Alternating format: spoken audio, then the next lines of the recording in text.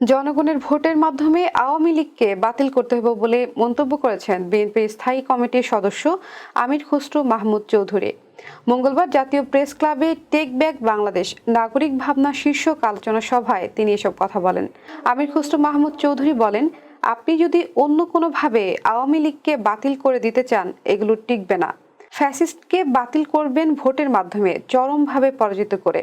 অন্য কোনোভাবে বাতিল করলে কোনো সুফল বয়ে আনবে না। বিএনপির স্থায়ী কমিটির এই সদস্য বলেন, বিএনপির জন্য সংস্কার নতুন কিছু নয়। খালেদা জিয়া 2016 সালে ভীষণ 2030 সংস্কার প্রস্তাব দিয়েছিল। তারেক রহমানও যুগপৎ আন্দোলনে থাকা সব দলের মতামতের ভিত্তিতে 31 দফা সংস্কার প্রস্তাব দিয়েছেন।